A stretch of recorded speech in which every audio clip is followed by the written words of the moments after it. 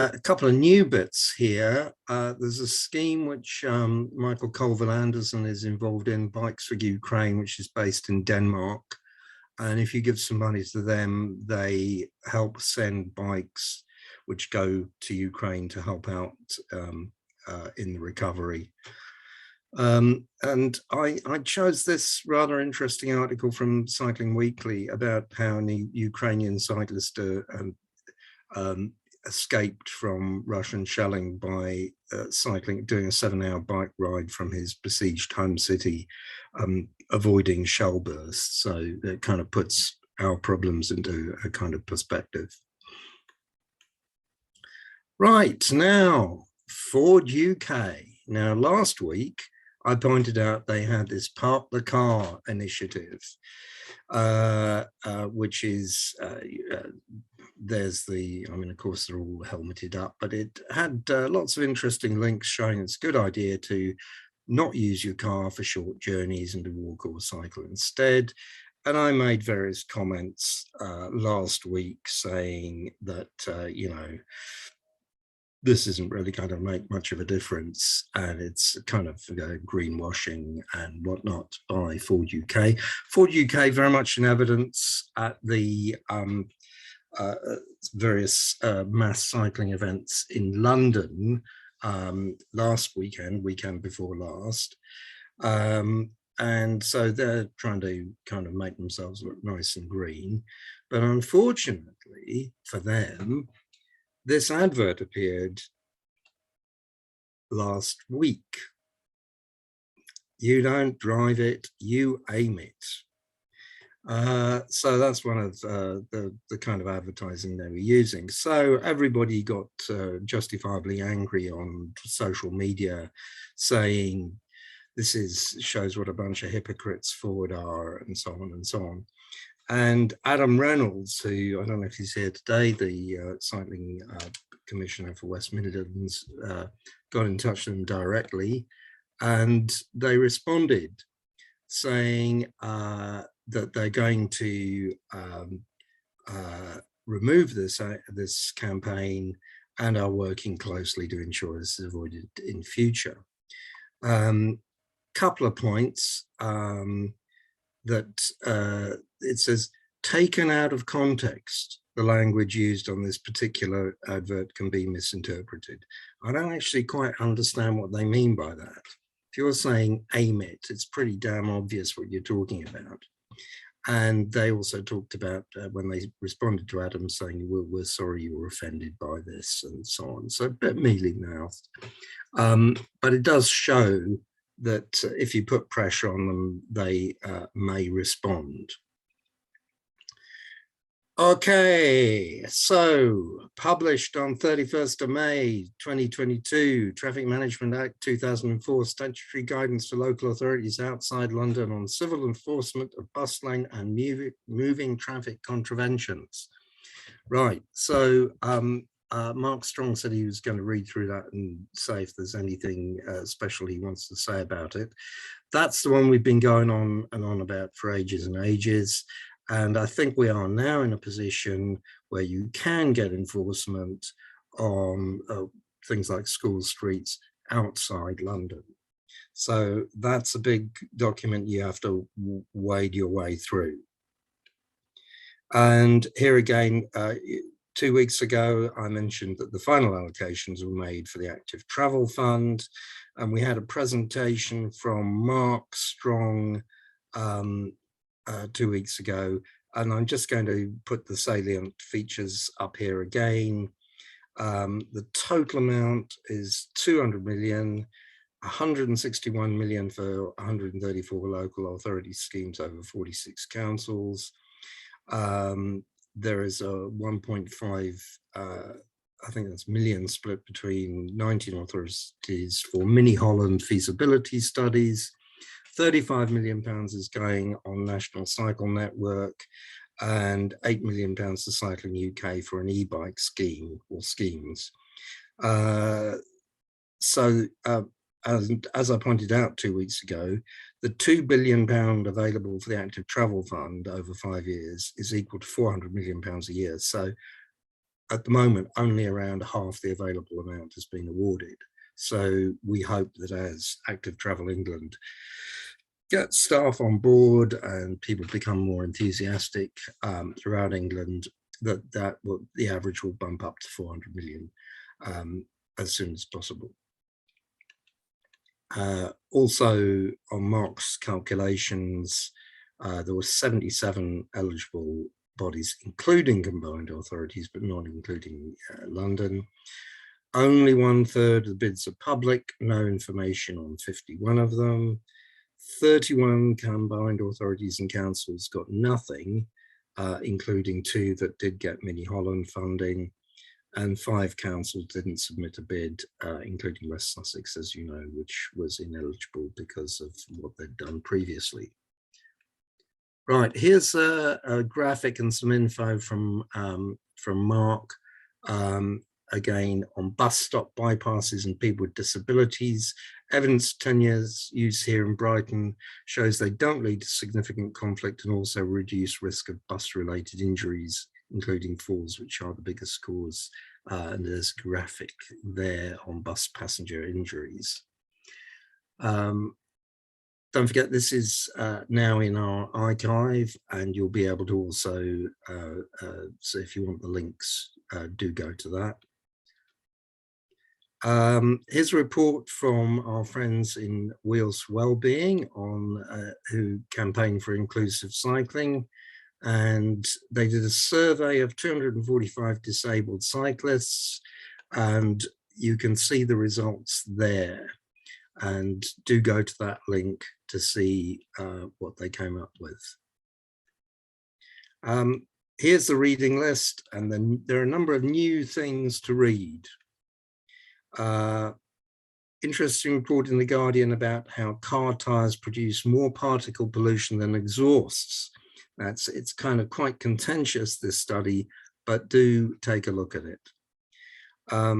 Now, there's a consultation for those of you in London on extending the ultra low emission zone. So you do have to fill that in as soon as possible.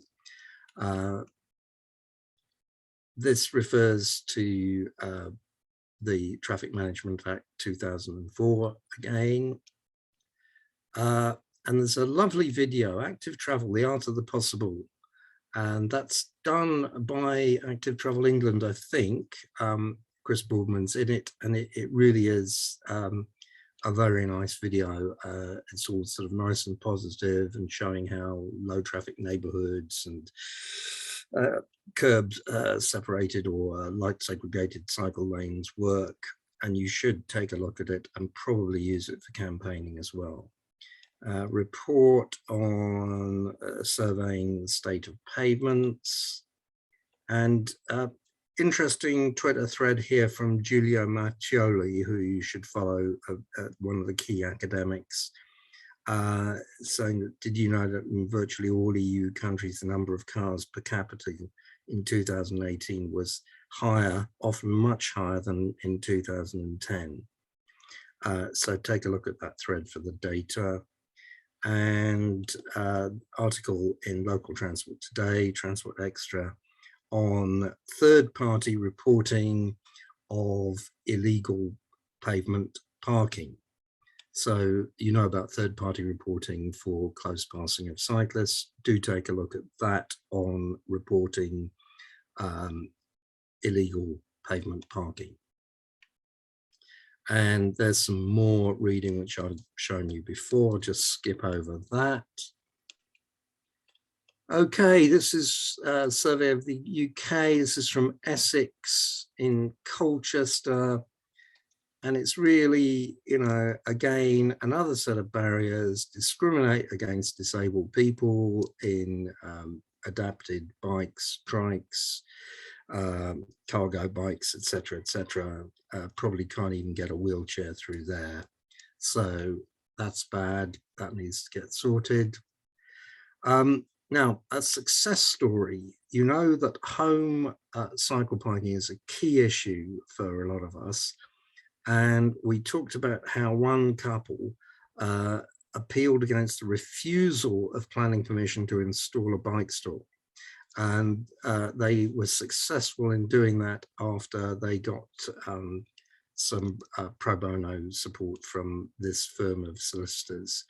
Do have a look at that link to see how that might apply to you.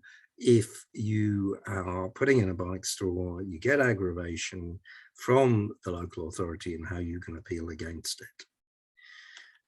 Quickie from City of Edinburgh. I saw this. It was about an agreement between the SNP and the Green groups on the City of Edinburgh Council. Now, apparently, as far as I understand, there's now a coalition between Labour and the Tories on City of Edinburgh Council. So this agreement is not going to be of any relevance anymore. However, I did note that the agreement included commitment to a levy on car parking spaces to be paid by big employers. You know about that from Nottingham and elsewhere. And to commit to a congestion charge. What I would say is that compared to what they talk about here with tourist tax and Airbnb measures and numbers of council homes, it refers to committing to rather than actually doing. Anyway, it was a bit of a step forward in an agreement between a couple of political parties, even if they didn't actually come to power in the end anyway. Manchester City Council, they've got plans for walking and cycling improvements as follows. Car use going down from 21% to 18 to 10% by 2040. My view of this was that it was really rather unambitious. You know, going from 21 to 18 in the next few years is not really that dramatic. So you may feel differently if you're in Manchester and know the situation. Leicester, we've mentioned this last week, their Active Travel England successful bid meant they would be restoring 1930s heritage cycle tracks. And I think Carlton Reid has spoken about that in Leicester already. And in Kent, there is a school street in Southborough, which has been made permanent.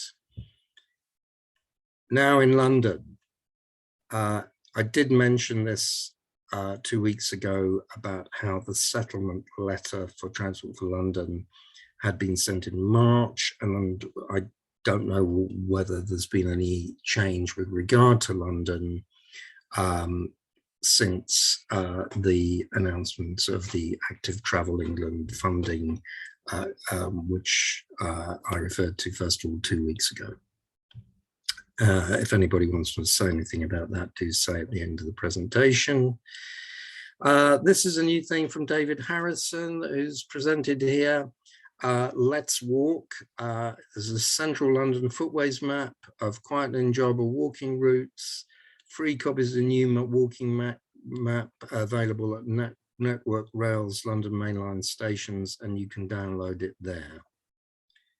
Now, this was pointed out from Camden in Mallet Street. I'm not sure if it is borough land or not, might be wrong. This was pointed out yesterday. The horror, cycle stands going in, which are only bolt-ons. And of course, anybody with a 17mm spanner can undo them, lift up the stands and take them away with bicycles. And in fact, the good news is that Anthony Christophe, one of the Camden officers, noted that that is not Camden's policy. They don't do that. They cement in, as you should do with cycle stands. And Camden Council are rectifying the situation. The process to rectify started last week after people noting what was wrong online. So well done, Camden Council. Tower Hamlets, as we know, they have elected a administration which is anti-active travel. Here's something from their comments on their program, what they're going to do about transport. And former councillor John Burke of Hackney has made various comments on that in red, which you may like to look at. Here's Redbridge, some publicity they put out for Bike Week, which is of course this week.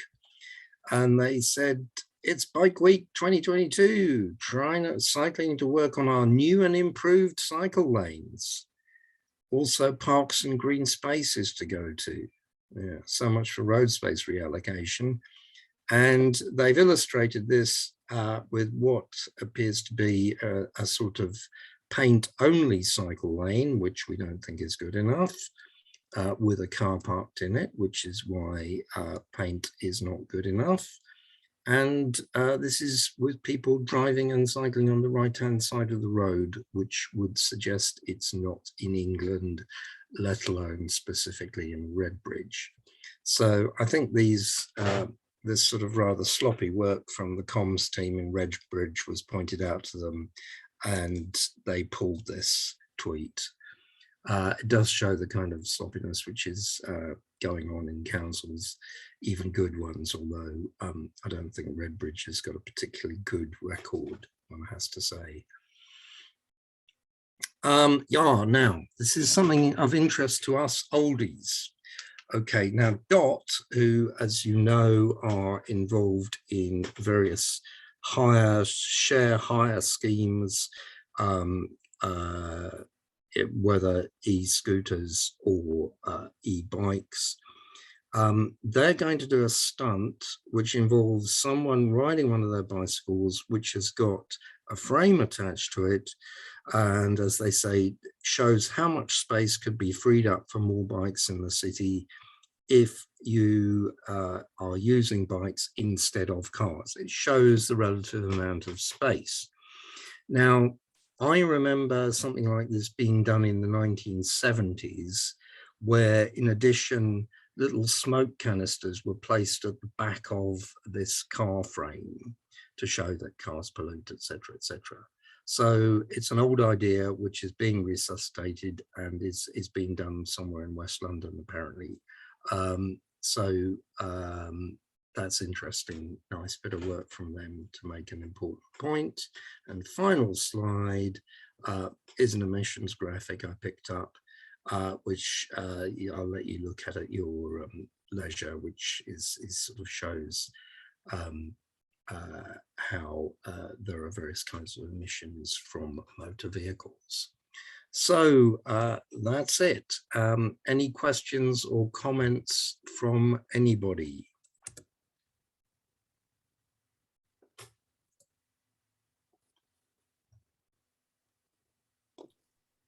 Hello. Just to say that I think we've got Chris Bruntlett lined up as our main speaker, but been quite a lot of interest to hear from Robin Tucker, who's got to go fairly soon. So Robin's based in Oxford, where there has been quite an intense bit of activity around low traffic neighbourhoods. So if it's all right, I'm going to take a executive chairing decision to bring Robin in at this point and hear from him. Yeah, can I share a slide? Am I allowed to do that? For Steve, is that something you can switch on? Yeah, cool. It's already switched on. Go for it, Robin. Great. So so we had 3 new low traffic neighbourhoods in East Oxford that went live 2.5 weeks ago. I've just got one slide with a collection of pictures. I've got lots more kind of floating around various WhatsApp groups and Twitters, but the installation went pretty much as normal. You can see some happy workmen and some nice planters and bollards, normal thing. But then over the first week, people quickly discovered that these bollards, they're kind of heavy-duty plastic bollards, and they could be removed with what's called a key, but that key turns out to be any long rod of metal. So people quickly realised you could whip them out, and they started disappearing. Most of them we found, or the residents found nearby, and put them back in, but then they started disappearing further away, and the rat running re-began again, particularly on 2 or 3 of the most useful cut-through roads. And the whole, it kind of escalated into a game of cat and mouse, hunt the bollard. Some of one got ran over and the socket got damaged. There is, however, this lovely photo towards the bottom right with the rainbow, which somebody caught one day, which I had to include just because it's so glorious. And most recently, we've had the guy in the bottom right is our cabinet member for highways, who came out to give support to a group of about half a dozen people who did the human bollard thing on Monday morning, kind of protecting the route for while the school kids were going to using the street. There's been it's been interesting to see that the scheme has definitely worked while it's been there in terms of quietening the neighbourhood. What's been really interesting is that there's been a lot of resident support. A few people in the local resident that don't like it. Most of the process has come from people on the edge of Oxford or out of town who use it as a rat run and really don't like it. The interesting thing traffic-wise is the main kind of main roads that go alongside the LTNs, Cowley Road and Iffley Road, were actually quieter even before the half-term week. They were running smoothly, and I think it's to do with no traffic pulling out of the side roads or pulling into the side roads. One road further away, Morell Avenue, was more congested, not impossibly so, and we know these things take 3 to 6 months to settle down anyway. So what happens next is, I mean, I don't know, it's going to be more bollards are going in. They seem to be the same type, so they're probably going to be ripped out again. Any recommendations for a bollard that is removable for emergency vehicles, but not removable by... there's some pretty hardened vandals out there, and we occasionally get a peek at what they're doing on their anti-LTN group, kind of closed Facebook groups, and it's pretty gross. So they are quite hardened and set against this, although in not massive numbers. So we need some fairly heavy-duty, lockable somethings to go in here. Any suggestions welcome. There we go. That's me. Thanks, Robin.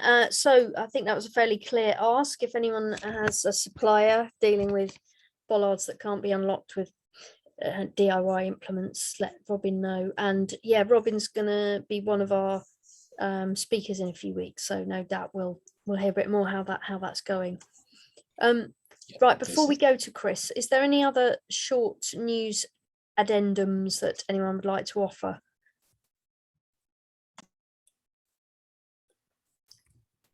Things may come up that people want to raise in the Q&A after Chris has spoken. So so let's go to Chris now. Chris, over to you. No, I was going to ask Ruth to introduce. Yes, thank you. Okay, it's lovely to have Chris here. I was very fortunate to meet Chris and Melissa in Groningen at the International Cargo Bike Festival some years ago, pre-COVID. So met them in the flesh, and I've been following them since. And they have moved to Delft, which is one of my favourite cities. And I often put lots of photographs.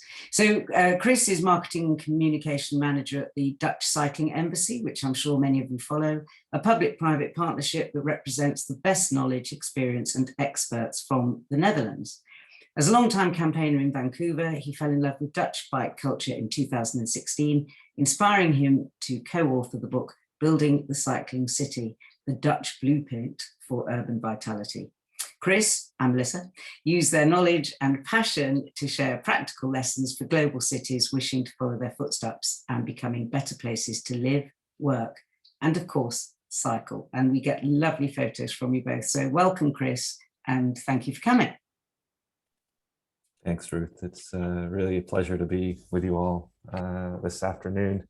I'm an hour ahead of you, so it's 6:30 here in Delft, and dinner's on the stove. The kids are getting ready for their evening programs, but happy to take some time to see some familiar faces. I know COVID has been difficult, but we are very close to being able to meet in person again. I will actually be in London on Friday for the Walking and Cycling Conference along with Melissa.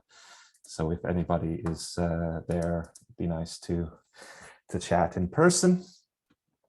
So when Ruth messaged me out of the blue on Facebook a few weeks ago, she basically said, we'd love to hear about the Netherlands. And my immediate response was, okay, how much time do you have? Because now having written 2 books about this country and its cycling culture and its approach to transport planning, I could talk for hours and hours and hours about the principles and ideas and what is happening here, what's transferable to other cities around the world. So I came up with an idea. Next week, I'm going to be in Ljubljana for the VeloCity conference. This is a presentation that I prepared specifically for that conference. It's just over 5 minutes, 12 slides to talk about a very specific topic. And then hopefully we can open up this discussion and have some broader conversations about various other topics. But this is, well, I came with the title, Not Everyone Can Ride a Bike, Countering the Pernicious Myth that Cycling Infrastructure is Ableist. And I'll explain why I thought it was important to talk about this topic. But this is a fairly regular everyday photo of the types of scenes you see on the cycle paths here in Delft. So as Ruth very quickly summarized, the Dutch Cycling Embassy is my day job now. I've been working there for 3 years. The organization itself has been around for 10. And it was initiated by the national government here in the Netherlands, the Ministry of Infrastructure. We now have 92 public and private partners within our network, from transport planners, engineers, consultants, through to the various municipalities, public transport agencies, bicycle manufacturers, bicycle parking manufacturers. If they're working in the field of cycling here in the Netherlands and they're working overseas, generally they're a part of our network. And every day we get requests from cities and regions around the world, requests for information, requests for cooperation. And we are able to bring teams of experts together from both the public and private sector to work with them, cooperate with them. It often takes the form of a workshop where we're traveling overseas to cooperate with local engineers and transport planners, or we do a lot of study visits where we bring groups to the Netherlands. Just today, I was cycling with the mayor of Trnava, Slovakia, who brought a group of councillors here to try and build some political capital and get them inspired and enthused about their cycling master plan that they're going to be working on in the years ahead. So if you're interested in learning more, dutchcycling.nl, and I'd be happy to help out with your specific request. But yeah, where do I start with the story of myself, the unlikely story of Melissa and myself as cycling advocates working in Vancouver? We started our own consultancy. We came to the Netherlands to write a few blog posts, and that began a love affair with this country that's culminated with 2 books, a global speaking tour, and day jobs now working for Dutch organizations that export this knowledge and expertise around the world. Melissa works for Mobicon, based here in Delft, a private consultant, myself as Marcom with the DCE. And in the meantime, when we landed in the Netherlands, we moved here for these jobs in 2019. We had no intention of writing a second book, but Curbing Traffic became a collection of our experiences, our personal anecdotes, and then some broader research on what Delft was doing insofar as reducing car dominance, car dependence on its streets, and the larger problem of car dominance and dependence and the impacts that has on us as a larger society. So a lot of the content that I'm going to talk about today draws from the research that we did and the photographs and the stories that we told and the people that we met. So the reason I wanted to talk about this topic and the reason that I'm giving this presentation is I think there's a lot of, as you can probably tell, a lot of bad faith arguments that are made when you start talking about building cycling infrastructure or low traffic neighborhoods or whatever kind of initiatives that are out there to reduce car dependence. And over the years, these bad faith arguments have always pivoted. They've changed. They're not really made in good faith. They're almost just reverse engineered by people who oppose any change on their streets, and they want to come up with a reason, and they pivot to different excuses why cycling would not work in their city for every trip, for every journey, for every person. And that's fine. And I want to stress that we shouldn't spend a lot of time engaging with those bad faith arguments, because there's a bigger conversation to be had about who our cities are for and what this infrastructure can attain. But there is a pernicious myth that's really, I think, gaining traction in more recent years. And we see it more and more on the Dutch Cycling Embassy's channels, on Melissa and my social media channels, is when you start talking about cycling or reducing car dominance, there's this pushback. Well, what about people who can't cycle? Not everyone can ride a bike. What about people with disabilities? What about the elderly? Again, we need to keep in mind that a lot of people are not going to be convinced by a counter argument, a factual counter argument. But there is a change in the narrative that we can make moving forward to reframe this discussion. As was said to us, that people aren't disabled, our cities are disabling, and we can design our streets in a more inclusive and intuitive way to enable more people to use those streets. So when I always hear that that cycling is ableist, again, with flipping the conversation a little bit, we need to point out the facts that owning and operating a car is perhaps the most ableist of all modes of transportation, insofar as that we can't do it the first 18 years of our lives. We can't do it safely for the last 7 to 10 years of our lives. It's hugely financially out of reach for a lot of people, low-income people.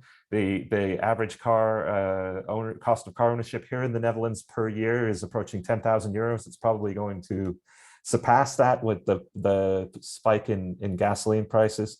So for the average income here, it's now over a third of a person's income just going to a single mode of transportation, not taking into account housing or any of their other expenses. And then insofar as this myth that disabled people require car access and depend on it, Rachel Aldred did some excellent research and came to find that 60% of people with disabilities in the United Kingdom do not have access to a car, versus 19% of the general population. So this idea that everyone has access to a car with a disability is just simply not true. Fact of the matter is, for a lot of people, cycling can be easier than walking. And Mark Treasure said this quote that I repeat constantly: is the only reason we believe cycling is not possible for less physically able people is because we've currently designed it out of our roads and streets. We don't make cycling accessible for anybody other than the fit and brave and the risk averse and the traffic tolerant, and people willing to rub their shoulders with cars, trucks, and buses and put themselves in rather stressful and uncomfortable situations. And when you get the traffic calming right, when you get the networks of cycling infrastructure right, you suddenly see these amazing sights of people rolling around with their walking stick or their walking device strapped to their bicycle, because the bicycle is easier than walking, and it's used as a mobility device for a lot of people. This idea that that as we get older, we require a car to get around, again, is just simply not true. And as I said earlier, the statistics from the American Automobile Association itself is that the average person outlives their ability to drive safely 7 to 10 years. If we don't provide them with alternatives, we don't provide them with a means to continue to participate in society, they will become housebound, they will become reliant on others for their transportation needs, or they will be stuck in an institution or a care home and socially isolated, not able to continue doing the things that they love to do. And you see this this inverse situation here in the Netherlands, where cycling is the preferred mode for people in their golden years or twilight years, if you will. The age group 65 to 75 is the demographic, the adult demographic that cycles the most. nearly 30% of all journeys. And for them, it is, not just a means of recreation, but a means of participation, and they take it to the shops, to the community center, or just take a bike ride on the weekend. And electric bikes obviously are further facilitating that. The first people to embrace them were the older population, and they're allowing them to cycle more frequently and further distances without the need of an automobile. The other thing you'll really notice whenever you come to the Netherlands is the diversity of people riding cycles. And I think this is where the language lets us down a little bit when we start talking about bicycling. The presumption that is that it's two-wheeled devices. And you really see a growing number of three-wheeled devices, hand cycles, tricycles, and all kinds of adapted cycles that people use. The statistic is that 16% of all journeys by people with disabilities here in the Netherlands are made on some kind of an adapted cycle, versus about 25% of the general population. So not a perfect match, but still an impressive number given the limitations that they're working with. And for people that can't cycle or don't want to put themselves on a cycle, the mobility scooters here are absolutely everywhere, and providing this safe, separated, smooth cycle path is really a form of emancipation for a lot of people who are able to receive this motorized scooter for a subsidized rate, a heavily subsidized rate from the municipality, if they can prove that they have a physical disability. And it provides, almost 100 kilometers of range on a single charge, and allows them to continue participating in society without cramming on the footpath and negotiating narrow and uncomfortable spaces. And this was, this is a great example of the cycling infrastructure here in Delft, and a fairly common sight that you'll see on the streets here. I mean, this is a video Melissa and I posted to Twitter fairly recently, but we really could post a video like this every day. Again, it comes down to the details, the curb cut, the width of the cycle path, the smooth asphalt that's provided. And you see that's where the magic happens, and all different types of people are suddenly out cycling. And then I think the last and most important piece to stress is this isn't a zero-sum game. We're not going to take everyone's cars away and ban the motor vehicle and create car-free cities. There is actually an added benefit to removing the number of short, unnecessary car journeys on your streets and providing people with alternatives, regular people and people with disabilities. Is you're freeing up precious road space for people who still want to drive and still need to drive, and precious parking spaces as well.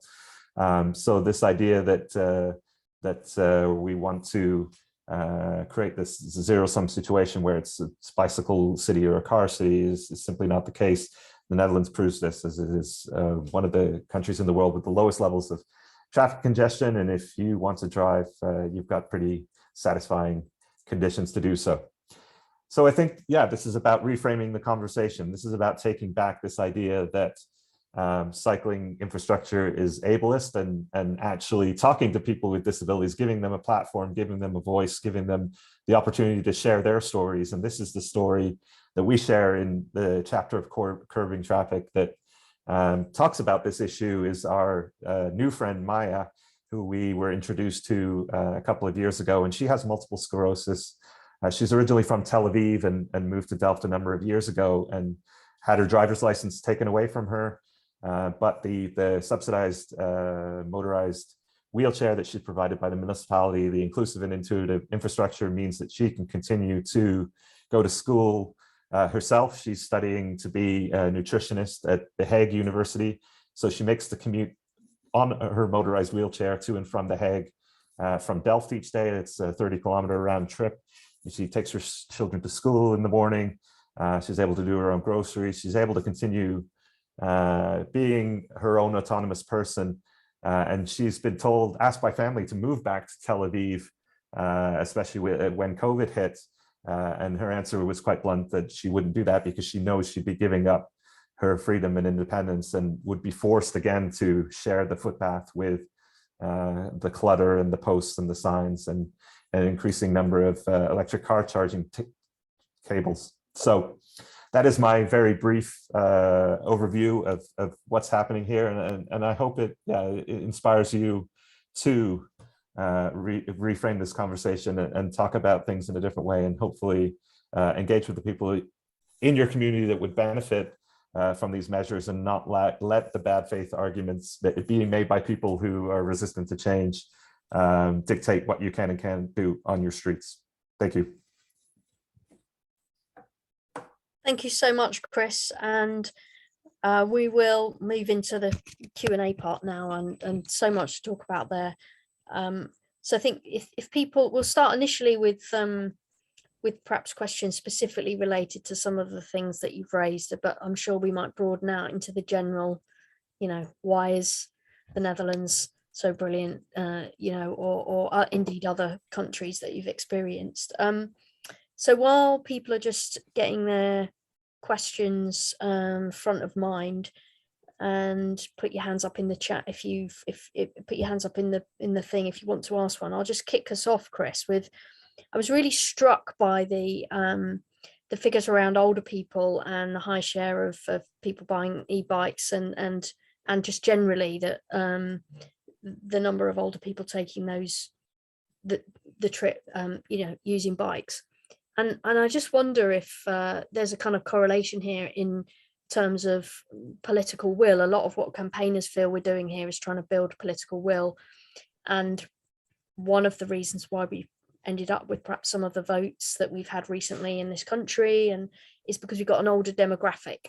So the older demographic perhaps aren't in the same place as they are in Holland. So I'm wondering if you see that being a sort of self-fulfilling prophecy, reinforcing virtuous circle, that as older people become a bigger share of the population, their vote is significant. So if they're benefiting from cycling, then that helps perpetuate appetite for cycling. Sorry, that was long-winded, but hope you get it. And I understand your point, and I completely agree. And I think this is the big challenge is the Netherlands reversed its loop of car dependency in the 1970s, where everyone could still remember how to cycle and what the streets were like beforehand. And the challenge is now that we've lost 2 or 3 generations to the motor vehicle in other cities and countries around the world, and convincing those people to change is very difficult. Don't get me wrong, if you build these networks of cycling infrastructure, all the elderly people in your city aren't suddenly going to jump on bikes. We're not building necessarily the infrastructure for them, but to allow people perhaps in their 40s and 50s to age in place and continue enjoying the same levels of mobility without losing their driver's license. And that's a very difficult argument to make. We're building infrastructure that will come to fruition in 2 decades from now, is not going to win any kind of political battle with a politician that's only interested in the current election cycle. So I think it's having these big conversations about what we want, who we want our city to be for, and to understand that we're not going to be able to drive forever, and maybe the cycling isn't in and of itself the only solution, but we can certainly design our cities in more ways so that we have things, the shops and the amenities closer to home, that we can provide better walking infrastructure, better dignity for people crossing the street. I think is a good starting point. Benches and seating. It's not just about the bicycle in itself, but creating age-friendly cities. And I think if you can do that, then you may be able to win over some people. But I mean, I always come back to the fact that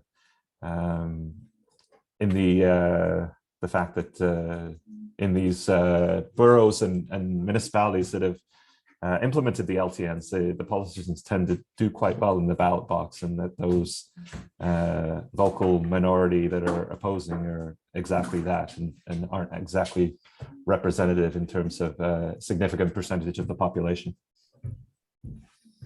Thank you, Chris.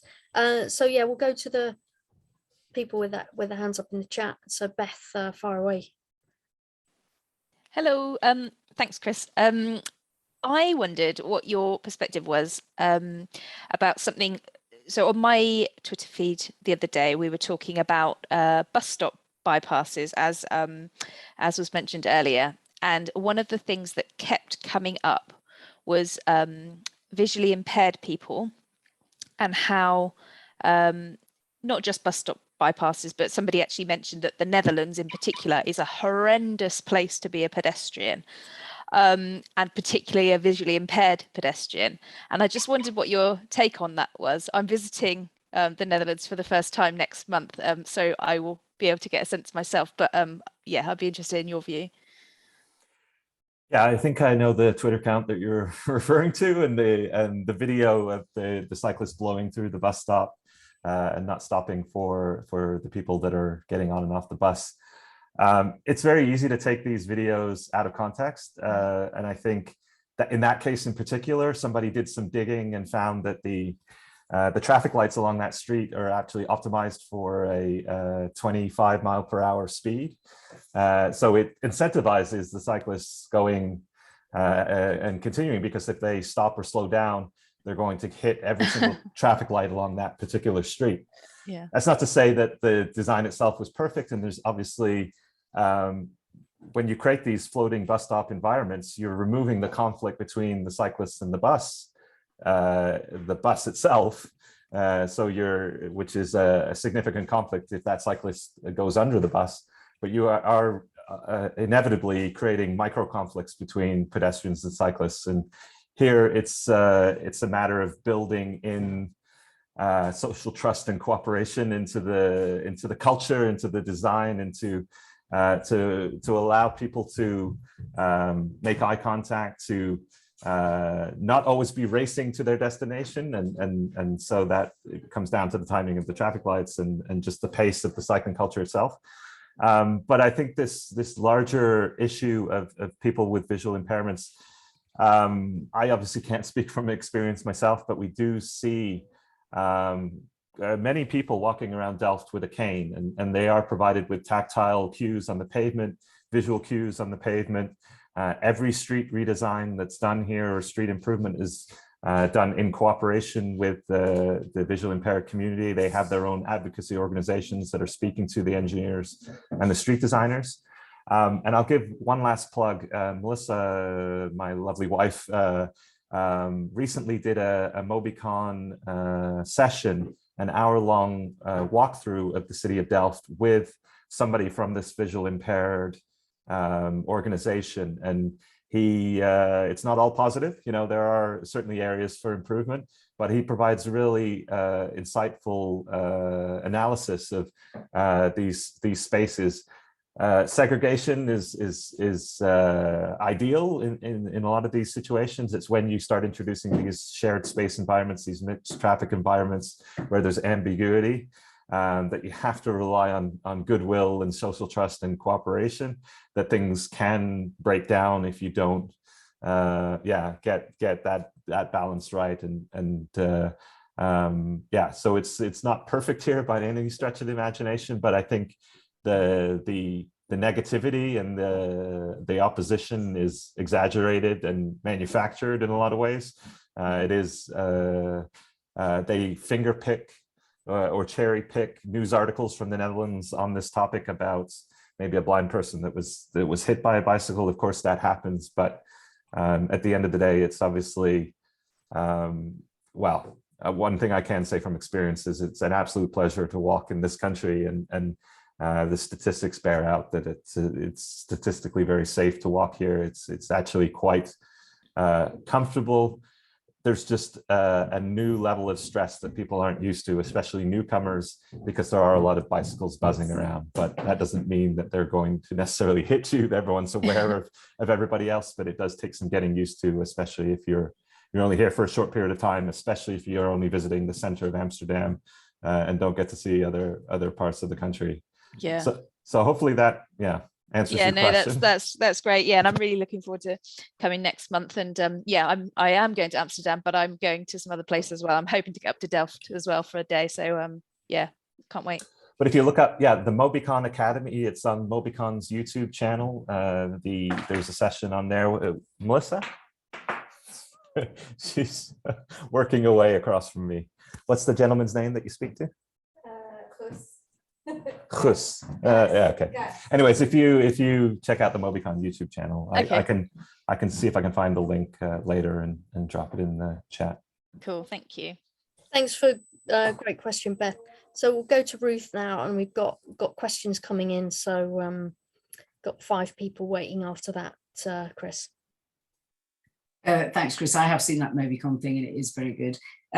Consultations. I get a sense of how they work from my partner, but we get bogged down in consultations here, and the driver element of it is it's very, very heavily vested towards driver complaints about anything.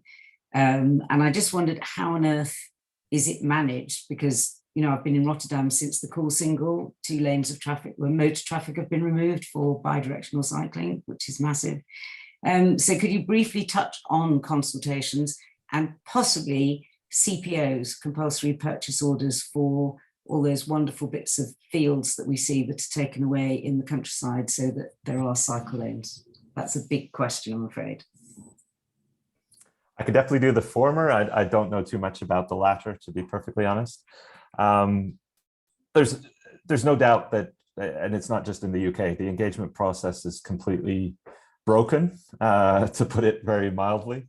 It is skewed towards the people that have the time, the resources, the energy, and ultimately the mobility, the ear of elected officials.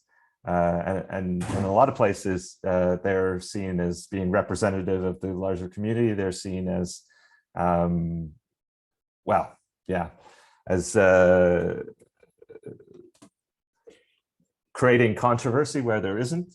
And I think at the end of the day, it is because there is, generally speaking, not in every community, this 60 to 70% of people that are interested but concerned. They are largely in supportive of safer streets, of giving their child the ability to walk or cycle in the morning, but they're not out there engaging on Twitter or writing their elected official or attending public hearings because they don't have time, they don't have necessarily the interest, they don't maybe know that this is an option or this is happening.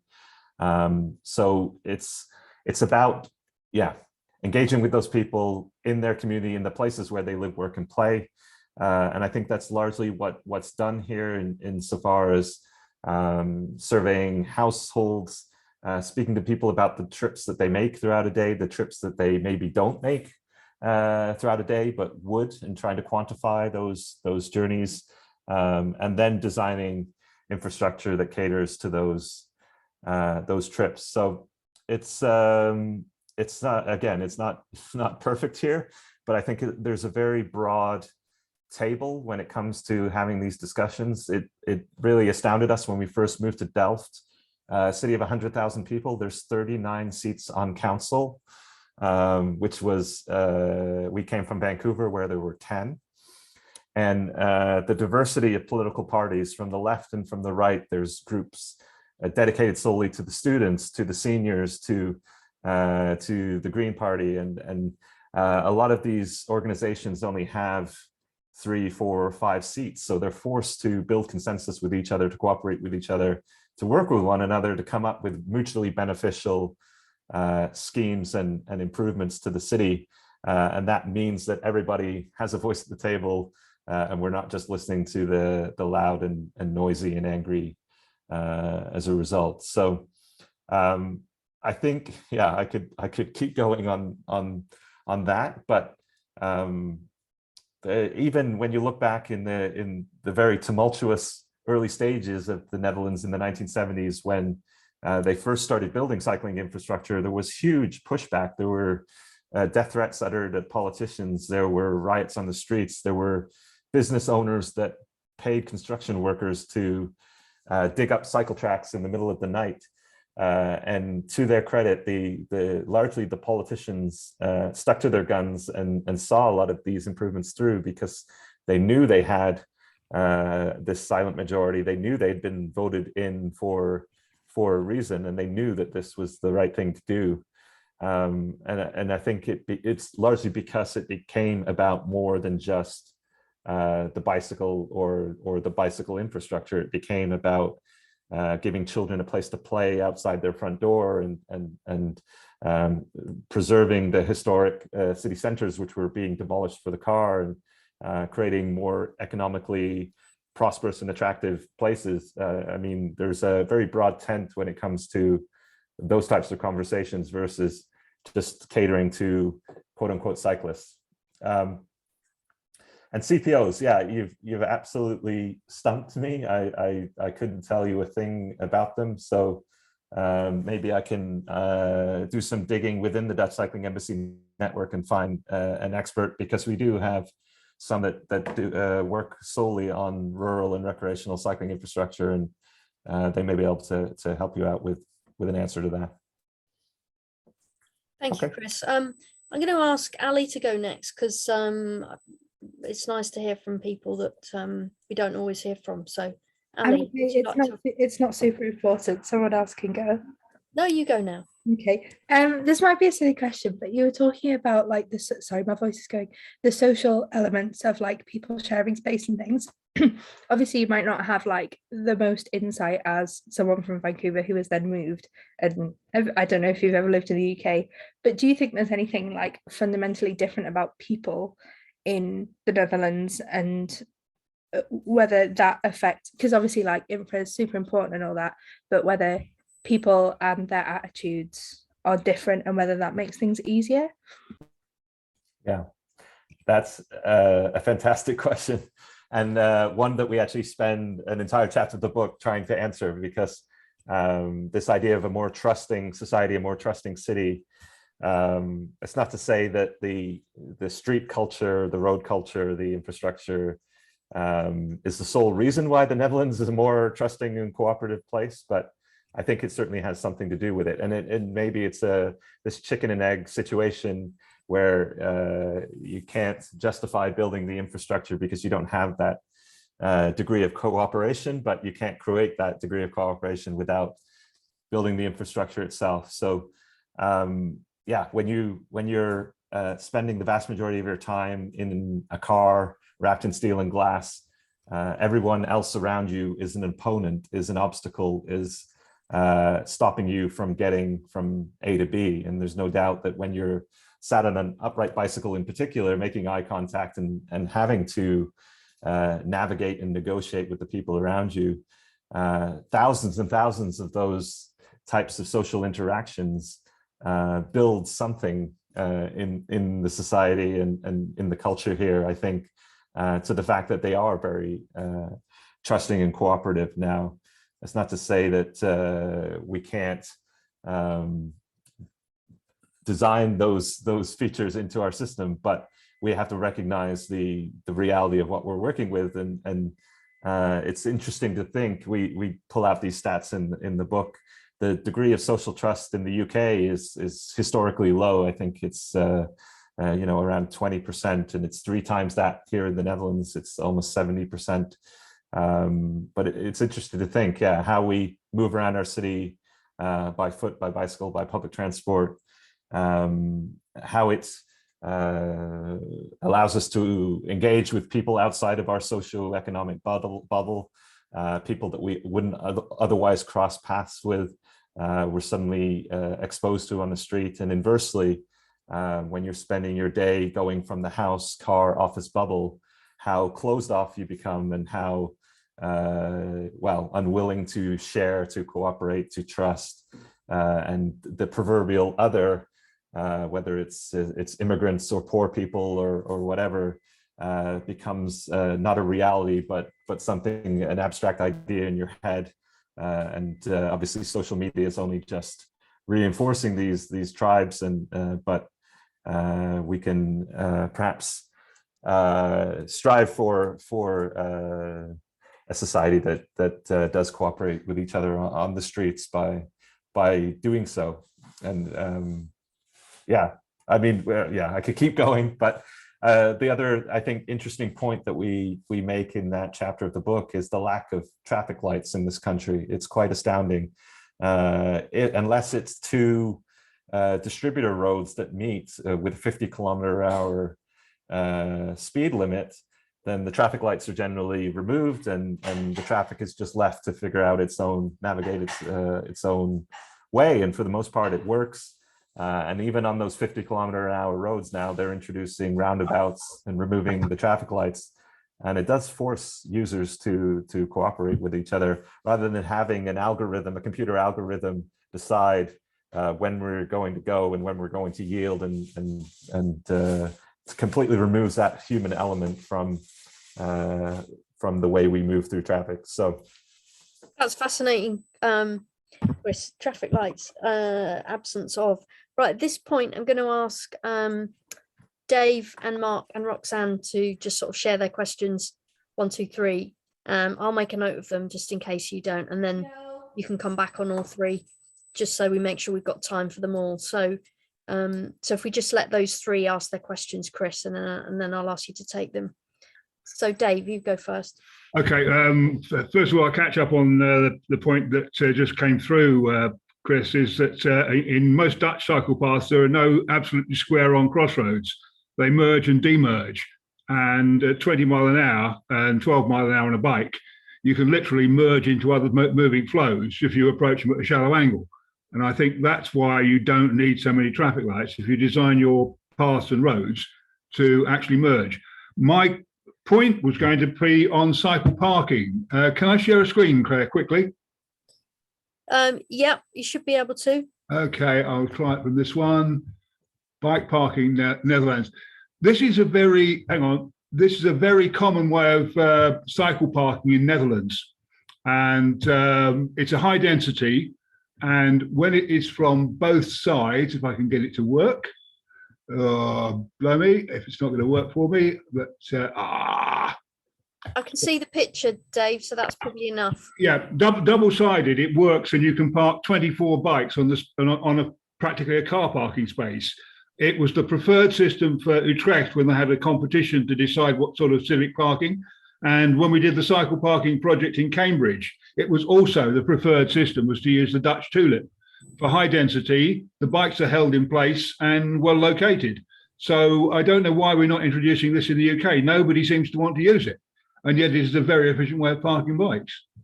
So that's your question is, you've got why aren't you using sort of Dutch standards? Thanks. And we go Mark next. Thanks. Well, I'm not going to take the bait and say I really don't like those, and that's why people like me who are talking on cycle parking say they're really not fit for the UK standard. But that's a separate issue, so we can leave that one aside. We can agree to disagree on that. I wanted to ask about the issue you were raising, Chris, was about floating bus stops. One of the things about the Netherlands is the very low level of public transport use, except in certain locations. So maybe that is a reason why there isn't the issues. But I think the problem you made about the culture is about people are looking, especially opponents, are looking for issues to raise rather than going by the data. So, maybe that's a thing to look at, is what happens. Sorry, there's banging in the background. Is that Dave typing? What is the percentage of public transport use, and particularly bus use? And we looked at those injury casualties. Are there incidents? Is the data about bus passenger injuries and so on in the Netherlands compared to the UK? It'd be interesting to compare some of those issues. Thanks, Mark. And Roxy. Hi, Chris. Thank you. And just a little heads up, I'm planning a study tour to Utrecht in September, so hope to have a chat about that. My question is back to the presentation, and you've touched on this a little bit in your answers. How do the local municipalities work with the various disability stakeholder groups? And I'm talking visual impairments, people who may use wheelchairs and so on, and their official groups or methods of consultation? Are there statutory consultees? I'm just quite interested in that, and perhaps how that plays with the campaigning organizations as well. Very keen to learn how that interaction works. And no, we don't like Dutch cycle parking standards in Cambridge. We'll talk about that later. Are you okay with those, Chris? I mean, the tulip is an interesting one. The designer of the tulip is actually a member of the Dutch Cycling Embassy, and I've had some conversations with him. He's the first to admit that at the time it served a great purpose when all bikes were kind of created equal and were quite uniform in their dimensions.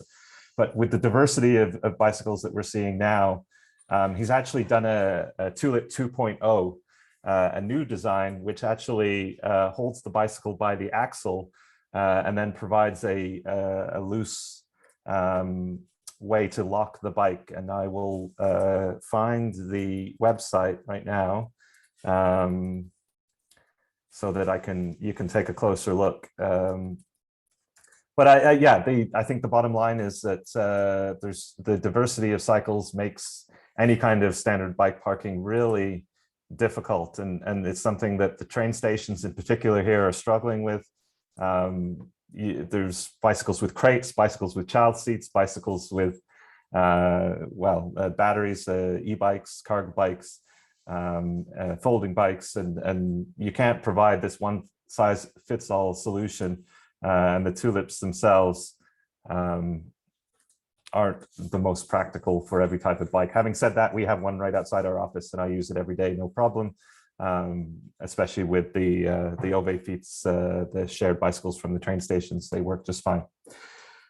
The second question was bus usage. Yeah, it's a tremendous point. The bus usage here in Delft is really, really low. I think it's 2 to 3% of all journeys are by bus. So obviously the comparison point there is not applicable to a lot of UK cities. And so the amount of traffic crossing the cycle path of these floating bus stops would be a lot lower. In Utrecht or Amsterdam, it's probably closer to the teens, but I'm not aware of any kinds of statistics or analysis in terms of these floating bus stops. But I could certainly do some digging if that's something you want to follow up on. Drop me an email or drop your contact information in the chat. And then consultation. Yeah, this is another, I think, tricky one. And unfortunately, I don't know too much behind the scenes insofar as what's done with the municipalities here. So I don't know if I can offer any additional insights other than what I've said insofar as when a street design is proposed, the consultation is shopped around to the various interest groups, and there is a standard list, I think, of road users that are impacted, including the fire department and the police and so on and so forth. Not that any of these groups, I think, have the power or authority to completely nix the design, but their feedback is obviously incorporated where possible or ignored where necessary.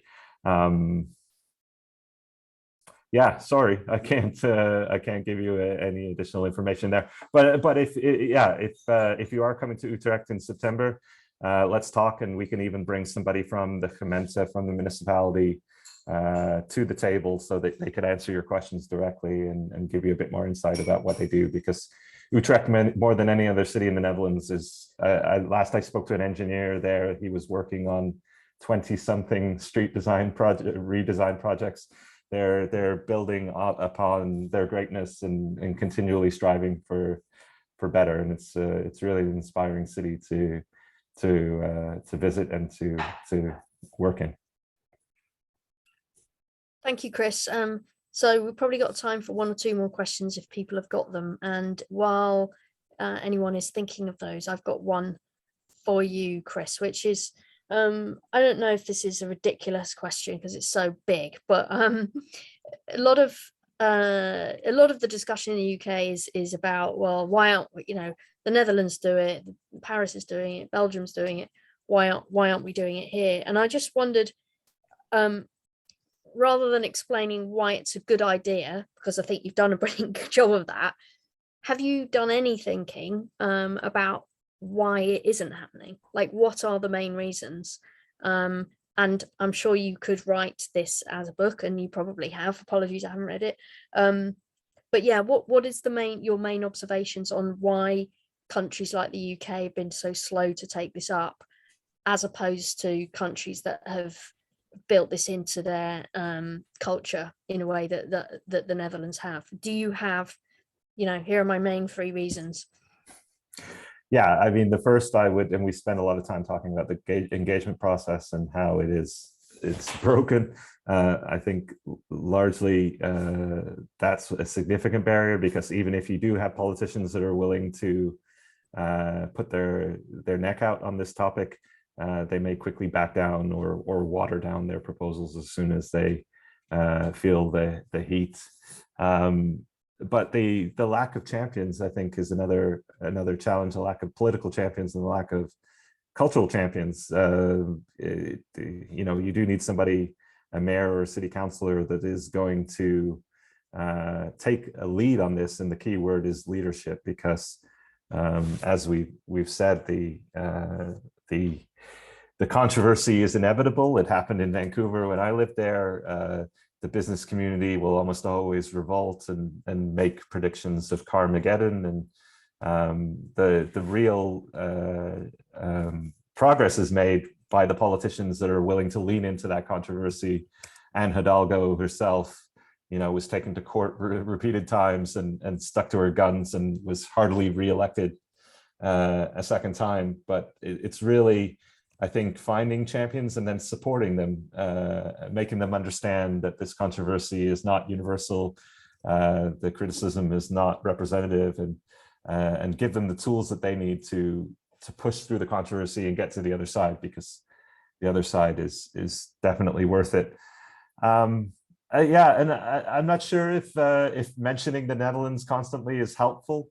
I myself am hesitant to do it. It's not about copying and pasting the Netherlands' success. It's not about building Amsterdam and London, or replicating Holland within the UK.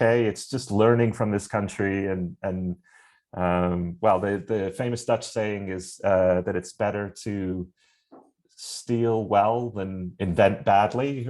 It is poorly translated, but take the ideas, the principles, the best practices around traffic calming, around traffic circulation, around intersection design, and combining bikes and trains. The Dutch have all figured this out over the last 5 decades, and unfortunately, we're seeing a lot of cities ignore the best practices and not go to the places that have figured this out, and just blindly and stubbornly try to figure it out for themselves. And it's leading to a lot of mistakes.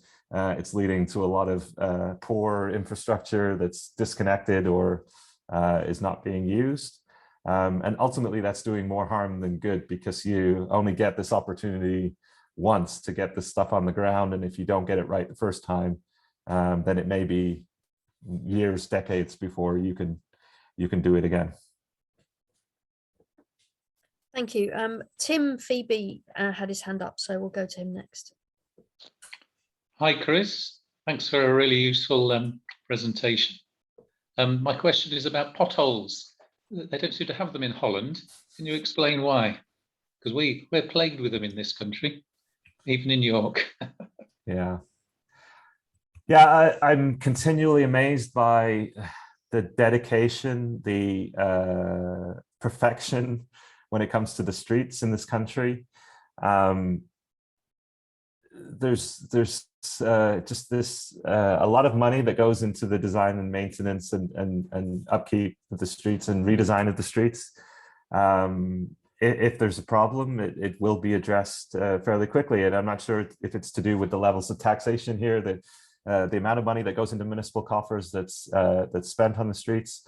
The other interesting thing is that it's very modular street design here. So you see a lot of precast curbs and bricks and the like. And so it's quite easily modular and replaceable.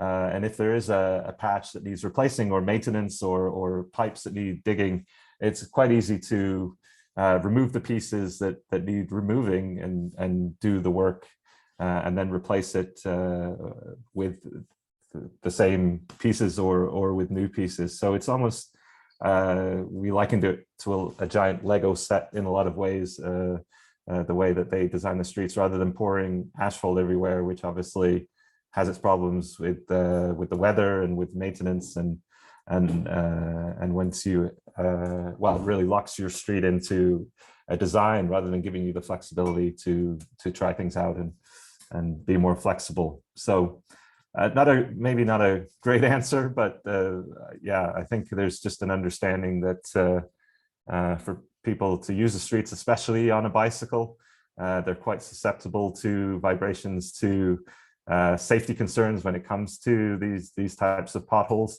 And the municipality doesn't want to be held responsible for additional crashes, additional incidents.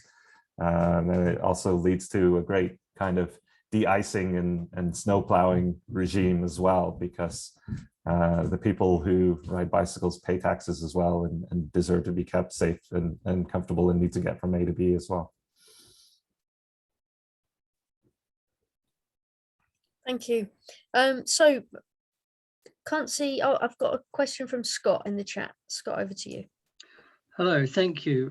Hello, Chris. My question is to do with decarbonisation. One of the topics that we're finding as advocates where I am in the UK that is engaging politicians into this discussion about active travel is the challenge of decarbonisation and reducing car use.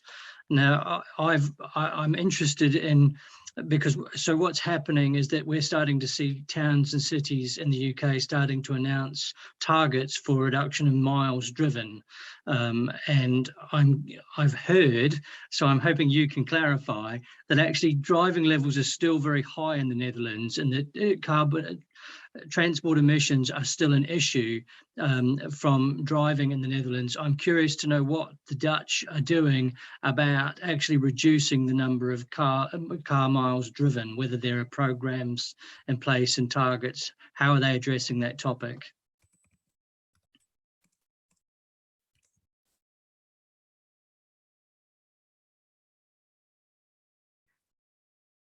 Have we lost Chris? I think we might have done. Can anyone see him? I hope it wasn't my question. I don't think so.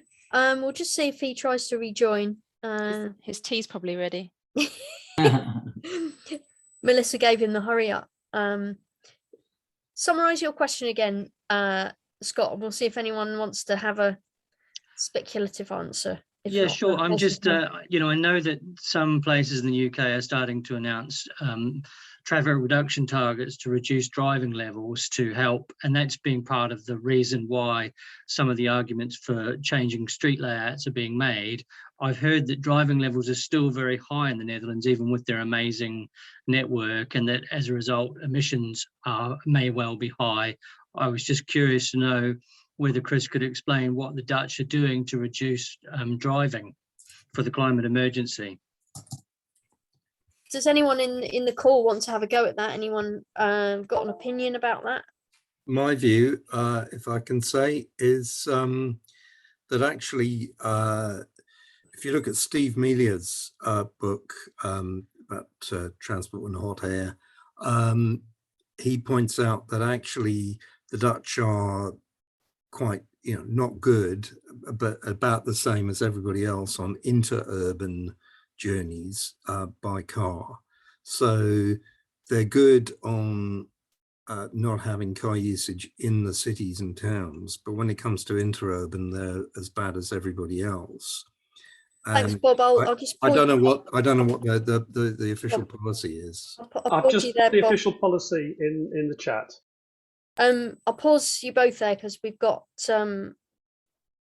Chris back now, I think. Chris. Yeah, sorry about that. My Wi-Fi just disappeared. The question there was big focus in this country on the fact that transport causes a lot of carbon emissions, and therefore reducing car journeys is becoming more and more part of the debate. Not that everyone's necessarily doing it. People have heard that in Netherlands, actually, although you've got very high cycling rates, the car journeys are high and haven't really come down as a result of your increased cycling. So do you have any insight on that? is there an objective to bring down driving? And if so, kind of how's that being managed, and why hasn't it been affected by the cycling? Yeah, that's the great paradox of this country, is despite all the success, despite all of the great cycling and public transport, that the rate of car ownership and the kilometers driven continues to grow each and every year. It's the product of several things. I think because that road capacity is there, especially for longer distance journeys, the threat of congestion is not enough of a disincentive for people to drive those journeys, and they are doing so in increasing numbers. And we unfortunately still here have a national government that is widening motorways and improving, quote unquote, the densest network of motorways on the continent. Despite all the successes that the municipalities have made and the provinces have made, there still isn't a correlating policy of disincentive at the national level that is resulting in a country that drives just as much as its neighbors, and real no progress on the carbon emission front. So don't look to the Netherlands in that regard, and maybe the UK can come up with a solution that they can export to this country. Great line to finish on, Chris. And yeah, maybe that's the topic of another international future subject where we could hear what's happening around the world on that challenge of reducing car journeys.